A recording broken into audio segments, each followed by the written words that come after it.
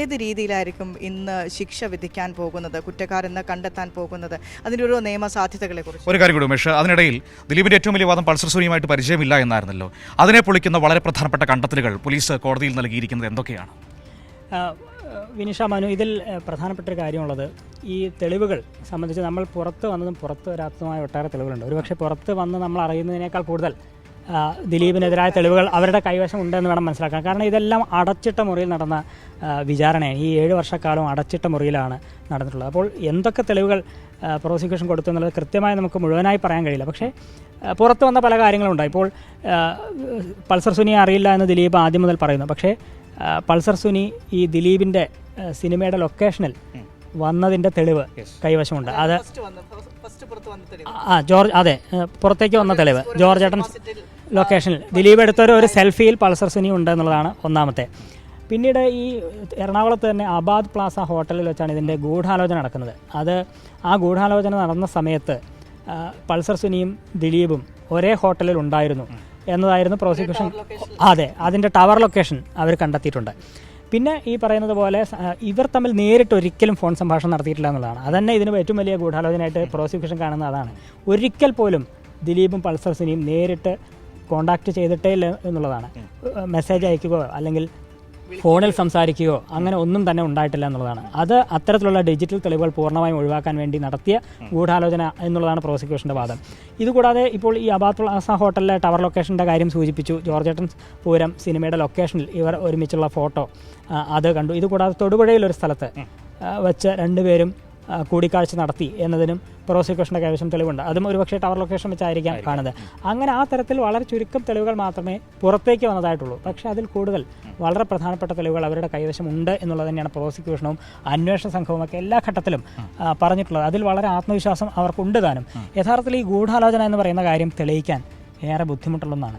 ഇപ്പോൾ കുറ്റകൃത്യത്തിൽ നേരിട്ട് പങ്കെടുത്തവരെ അവരെ കുറ്റക്കാരെ എളുപ്പം പിടിച്ചു. അവരുടെ കുറ്റം തെളിയിക്കാനും താരതമ്യേന എളുപ്പമാണ്. കാരണം തെളിവുകൾ ഉണ്ട്, പ്രത്യക്ഷ തെളിവുകളും ഡിജിറ്റൽ തെളിവുകളും അല്ലാതെയും ഒക്കെയുള്ള തെളിവുകൾ ഉണ്ട്. ആ 6 പേർക്കെതിരെ ചുമത്തിയ വകുപ്പുകൾ തന്നെയാണ് ദിലീപിനെതിരെയും ചുമത്തിയിട്ടുള്ളതാണ്. അത് പലർക്കും സംശയം ഉണ്ടാകാം. അതായത് 1ാം പ്രതിക്ക് ബാധകമായ അതേ വകുപ്പുകൾ ദിലീപിനും ബാധകമാണ്, 8ാം പ്രതിയായ ബാധകമാണ്. അതായത് ബലാത്സംഗ കുറ്റമടക്കം നിൽക്കും. അതെ, പ്രാഥമികമായി ദിലീപിനെതിരെ ഈ 120B എന്ന് പറയുന്ന ഗൂഢാലോചന, ഇതുകൂടാതെ 109 എന്ന് പറയുന്ന പ്രേരണ കുറ്റം, ഇത് രണ്ടുമാണ് പ്രാഥമികമായി ദിലീപിനെതിരെ ചുമത്തിയിട്ടുള്ളത്. പക്ഷേ ഈ 120B ഗൂഢാലോചന തെളിഞ്ഞാൽ 1 മുതൽ 6 വരെ പ്രതികൾക്കെതിരെ ചുമത്തിയ എല്ലാ വകുപ്പുകളും 8ാം പ്രതിക്കും ബാധകമാകും. ഈ വകുപ്പുകൾ എന്ന് പറയുന്നത് ഈ 120A 120B അന്യായമായ തടങ്കിൽ വെക്കുക, 342 ഉണ്ട്, 366, 354, 354B, അങ്ങനെ കുറെ. അതിൽ ഏറ്റവും പ്രധാനം 376D എന്നുള്ളതാണ്. ഈ 376D പറഞ്ഞാൽ കൂട്ടബലാത്സംഗ കുറ്റമാണ്. അപ്പോൾ ദിലീപ് കുറ്റകൃത്യത്തിൽ നേരിട്ട് ആ സംഘത്തിലില്ല, പക്ഷേ ദിലീപിന് അത് ബാധകമാണ്. ഈ നടിയെ ആക്രമിക്കപ്പെട്ട കേസ് എന്നതിനപ്പുറത്തേക്ക് നടിയെ തട്ടിക്കൊണ്ടുപോയി പീഡിപ്പിക്കപ്പെട്ട ഒരു കേസ് എന്ന രീതിയിലേക്ക് അതിന്റെ മാനം വലുതാകുന്നത്. ഇതിലെ വലിയ ആസൂത്രണം, ഗൂഢാലോചന, അതിന്റെ ഭാഗമായി ഇത് നടന്നു എന്നുള്ളത് കൊണ്ട് തന്നെയാണ് ദിലീപിനടക്കമുള്ളവർക്കെതിരെ ഈ ഒരു വകുപ്പ്. ഇത് അവിടെ നിൽക്കുമ്പോൾ തന്നെ വളരെ പ്രധാനപ്പെട്ട മറ്റൊരു കാര്യമില്ലേ, ഇതിനകത്ത് മൊഴി മാറ്റിയവർ നോക്കൂ, 28ഓളം ആളുകൾ മൊഴി മാറ്റിയിരിക്കുന്നു. ഇപ്പോൾ ഇടവേള ബാബു, അതുപോലെ തന്നെ സിദ്ദിഖ്, ഇപ്പോൾ എൻ്റെ ഓർമ്മയിൽ വന്ന ഭാമ, ഇവരൊക്കെ അതായത് വനിതാ താരങ്ങളടക്കം മൊഴി മാറ്റിയിരിക്കുന്നു. പക്ഷേ അപ്പോഴും പോലീസിൻ്റെ പക്കൽ ഉറച്ചു നിന്ന കുറച്ച് മൊഴികളുണ്ട്. ഇപ്പോൾ ജോർജ് ഏട്ടൻ പൂരത്തിൻ്റെ സിനിമയുടെ കാര്യം പറഞ്ഞല്ലോ, വാസുദേവൻ എന്ന് പറയുന്ന തൃശ്ശൂർ ഒരു ടെന്നീസ് ക്ലബ് ജീവനക്കാരൻ, ഇയാൾ അവിടെ വന്ന കാര്യം പറയുന്നു. ഒപ്പം തന്നെ ഈ പറയുന്ന മഞ്ജു വാര്യരുടെ മൊഴിയുണ്ട്, കുഞ്ചാക്കോ ബോബന്റെ മൊഴിയുണ്ട്. ഇതിൽ ചേർത്ത് വായിക്കേണ്ട ഇനിയാണ് ബാലചന്ദ്രകുമാർ എന്ന് പറയുന്ന ഫാക്ടർ രംഗപ്രവേശനം ചെയ്യുന്നത്. അതിന്റെ സെക്കൻഡ് ഫേസ് അല്ലേ, അതെങ്ങനെ അത് വരുമ്പോൾ എങ്ങനെയാണ് ഏറ്റവും നിർണായകമായ തെളിവുകളാണ്. അതായത് ഇതൊക്കെ നേരിട്ട് കണ്ടൊരു സാക്ഷിയായ അയാൾ മാറുകയാണ്. ദൗർഭാഗ്യവശാൽ ആ മനുഷ്യൻ ഇന്ന് ഈ വിധി വരുമ്പോൾ നമ്മുടെ കൂടെ ജീവിച്ചിരിപ്പില്ല എന്നത് ഏറ്റവും സങ്കടകരമായ കാര്യമാണ്. ഇതിൽ ഒരുപാട് സമ്മർദ്ദങ്ങൾ ഉണ്ടായിട്ടും അതിൽ പിന്മാറാതെ ഉറച്ചു നിന്നൊരു മനുഷ്യൻ കൂടിയായിരുന്നു ബാലചന്ദ്രകുമാർ. അദ്ദേഹത്തിന് ഒരു സിനിമ ദിലീപിനെ വെച്ച് സംവിധാനം ചെയ്യാൻ ആഗ്രഹമുണ്ടായിരുന്നു. അതിന്റെ കഥാ ഡിസ്കഷന് വേണ്ടി പോയി ദിലീപുമായിട്ട് വലിയ അടുപ്പമാകുന്നു. ആ അടുപ്പം വഴി പലപ്പോഴും വീട്ടിൽ ചെല്ലാൻ പറ്റുന്നു. അങ്ങനെ ചെല്ലുമ്പോഴാണ് ഈ പൾസർ സുനിയെ അവിടെ കാണുന്നത്. ആ ബാലചന്ദ്രകുമാറിന്റെ വെളിപ്പെടുത്തലുകളുടെ അടിസ്ഥാനത്തിലാണ് ഇതിന്റെ 2ാം ഘട്ടം വരുന്നതും അന്വേഷണ സംഘം SP സുദർശൻ അദ്ദേഹത്തെ ആക്രമിച്ചതുമായി ബന്ധപ്പെട്ട കേസടക്കം ദിലീപിനെതിരെ ചുമത്തപ്പെടുന്നതും അല്ലേ? അതെ, ഇതിൽ ഒരു ഘട്ടത്തിൽ ഈ 2018 മാർച്ചിൽ ഇതിന്റെ വിചാരണ തുടങ്ങുകയാണ്. അപ്പോൾ 2021 ആകുമ്പോഴേക്കും ഇതിൻ്റെ അവസാന ഘട്ടം എത്തി എന്നുള്ളതാണ് കരുതിയിരുന്നത്. അപ്പോഴും ഈ ദിലീപിനെതിരെ എത്രത്തോളം സ്ട്രോങ് ആണ് തെളിവുകൾ എന്നെ സംബന്ധിച്ച് പലർക്കും ആശങ്കയുണ്ടായിരുന്നു. ഇത് വിചാരണ അവസാനിക്കാൻ പോകുന്നു, ഇതിൽ ഏറ്റവും അവസാനം വിസ്തരിക്കുക അന്വേഷണ ഉദ്യോഗസ്ഥരാണ് എപ്പോഴും. അങ്ങനെ അന്വേഷണ ഉദ്യോഗസ്ഥൻ്റെ വിസ്താരത്തിലേക്ക് കടക്കുന്ന ഘട്ടത്തിലാണ് 2021 ഡിസംബർ അവസാനം ഈ ബാലചന്ദ്രകുമാറിൻ്റെ വരവുണ്ടാകുന്നത്. അപ്പോൾ വിചാരണ ഒരു ഘട്ടത്തിൽ തീരാൻ പോകുന്ന ഘട്ടത്തിലാണ് ബാലചന്ദ്രകുമാർ വന്ന് വളരെ പ്രധാനപ്പെട്ട നിർണായകമായ വെളിപ്പെടുത്തലുകളൊക്കെ നടത്തുന്നത്. അതോടുകൂടി ഈ കേസിന് കുറേ കൂടി ബലം വരികയാണ്. അത് പ്രോസിക്യൂഷന് സഹായകരമാവുന്ന ഒട്ടേറെ കാര്യങ്ങൾ ബാലേന്ദ്രകുമാറിൽ നിന്ന് ലഭിക്കും എന്നുള്ളത് അന്വേഷണ സംഘത്തിന് ബോധ്യമായി. അതുകൊണ്ട് അന്വേഷണ സംഘം തന്നെ കോടതിയെ സമീപിച്ചു. ഈ കാര്യത്തിൽ ഈ കേസിൽ ഒരു തുടരന്വേഷണം അത്യാവശ്യമാണ്. ബാലേന്ദ്രകുമാറിനെ കൂടി ഈ കേസിൻ്റെ ഭാഗമാക്കണം, ബാലേന്ദ്രകുമാറിനെ കൂടി വിസ്തരിക്കണം, അയാളുടെ മൊഴിയെടുക്കണം, രഹസ്യമൊഴി രേഖപ്പെടുത്തണം എന്നൊരാവശ്യം കോടതിക്ക് മുമ്പാകെ അന്വേഷണ സംഘം തന്നെ വയ്ക്കുകയും അങ്ങനെ തുടരന്വേഷണത്തിന് കോടതി അനുമതി നൽകുകയും അവിടുന്ന് അങ്ങോട്ട് ഇതിൻ്റെ ഒരു രണ്ടാം ഘട്ട അന്വേഷണം ആരംഭിക്കുകയാണ്. ആ അന്വേഷണത്തിലാണ് ഞെട്ടിക്കുന്ന, നമ്മൾ ആദ്യം എന്തൊക്കെ കേട്ടു അതിലുപരി അതിലേറെ ഞെട്ടിക്കുന്ന ഒട്ടേറെ കാര്യങ്ങൾ പുറത്തു വരികയാണ്. ഈ നടിയെ ആക്രമിക്കുന്ന, ഈ തട്ടിക്കൊണ്ടുപോയി പീഡിപ്പിച്ച് ആ ദൃശ്യങ്ങൾ പകർത്തുന്ന ആ കാഴ്ച ദിലീപ് നേരിട്ട് കണ്ടു. അതിന് താൻ സാക്ഷിയാണ് എന്നുള്ളതാണ് ബാലേന്ദ്രകുമാർ പറഞ്ഞത്. അത് ദിലീപിൻ്റെ ഈ വീട്ടിൽ വെച്ച് തന്നെയാണ് ആ സംഭവം ഉണ്ടാകുന്നത്. അവിടെ വെച്ച് കണ്ടു. അതൊരു VIP ആണ് ഈ ദിലീപിന് ഈ ദൃശ്യങ്ങൾ കൊണ്ട് കൊടുത്തത്. ആ കൊടുത്ത ദൃശ്യങ്ങളാണ് ദിലീപ് സ്വന്തം വീട്ടിൽ വെച്ച് ഇത് കണ്ടത് എന്നുള്ളതാണ് പറയുന്നത്. ആ കൊടുത്ത VIP ആരാണെന്ന് പിന്നീട് കേരളം കണ്ടു. അത് ദിലീപിൻ്റെ തന്നെ സുഹൃത്താണ്, ശരത് എന്ന് പറയുന്ന ആളാണ്. ഈ ശരത്തിന് ആണ് ഈ ദൃശ്യങ്ങൾ ദിലീപിൻ്റെ കൈവശം എത്തിക്കുകയും ദിലീപ് ആ ദൃശ്യങ്ങൾ കാണുകയും ചെയ്തു. അവിടെ വെച്ച് ദിലീപ് തന്നെ ഇതിലെ അന്വേഷണ ഉദ്യോഗസ്ഥരെ വധിക്കണം എന്നൊക്കെ തരത്തിലുള്ള സംസാരങ്ങളുണ്ടായി. അതുമായി ബന്ധപ്പെട്ട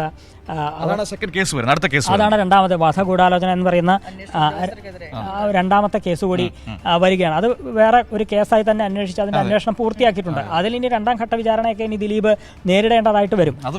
അത് വേറൊരു കേസാണ്. പക്ഷേ ഈ കേസിൽ ബലം നൽകുന്ന ഒട്ടേറെ കാര്യങ്ങൾ ഈ ബാലേന്ദ്രകുമാറിൽ നിന്ന് ലഭിക്കുകയാണ്. അങ്ങനെ ബാലേന്ദ്രകുമാർ എന്ന് പറയുന്ന പ്രധാനപ്പെട്ട സാക്ഷിയിൽ നിന്ന് കേസിന് ബലം നൽകുന്ന ഒട്ടേറെ കാര്യങ്ങൾ ലഭിക്കുകയും അതുമായി ബന്ധപ്പെട്ട വിചാരണ പിന്നീട് വീണ്ടും ഏറെക്കാലം പോവുകയും ഒക്കെ ചെയ്തതാണ്.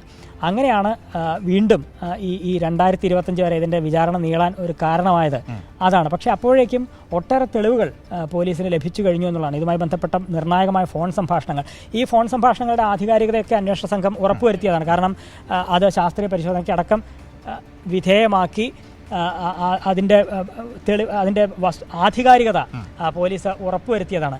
അങ്ങനെ പ്രധാനപ്പെട്ട തെളിവുകളുമായാണ് വീണ്ടും അന്വേഷണ സംഘം കോടതിയിലെത്തുകയും ഈ ശരത്തിനെ കൂടി പ്രതി ചേർത്തുകൊണ്ട് വീണ്ടും ഒരു അനുബന്ധ കുറ്റപത്രം സമർപ്പിക്കുകയാണ്. അപ്പോൾ യഥാർത്ഥത്തിൽ 3 കുറ്റപത്രങ്ങൾ ഇതുമായി ബന്ധപ്പെട്ട് കോടതിക്ക് സമർപ്പിക്കപ്പെട്ട് കഴിഞ്ഞു എന്നുള്ളതാണ്. ആദ്യഘട്ടത്തിൽ 1 മുതൽ 6 വരെ പ്രതികൾ, പൾസർ സുനി അടക്കമുള്ള വരെ പ്രതികളാക്കി 2017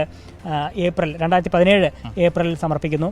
രണ്ടാമത് ദിലീപിനെ പ്രതി ചേർത്തുകൊണ്ട് അതേ വർഷം തന്നെ നവംബറിൽ അടുത്ത കുറ്റപത്രം സമർപ്പിക്കുന്നു. പിന്നീട് വർഷങ്ങൾക്ക് ഇപ്പുറം 2022 മൂന്നാമത്തെ കുറ്റപത്രം ശരത്തിനെ കൂടി പ്രതി ചേർത്ത്, ശരത്തിനെതിരെ തെളിവ് നശിപ്പിക്കൽ കുറ്റമാണ്. അപ്പോൾ ഇങ്ങനെ 10 പ്രതികൾ അതിൽ വരികയാണ്. ശരത്ത് യഥാർത്ഥത്തിൽ 15ാം പ്രതിയാണ്. അപ്പോൾ നമ്മൾ കരുതും ഇങ്ങനെ 10 പേരാണ്, അപ്പോൾ ഇങ്ങനെ ഇയാൾ 15ാം പ്രതിയാണ്. പക്ഷേ അതിനിടയിൽ 2 പേരെ കുറ്റമുക്തരാക്കി. അത് അഭിഭാഷകരാണ്, പൾസർ സുനിയുടെ അഭിഭാഷകരാണ്.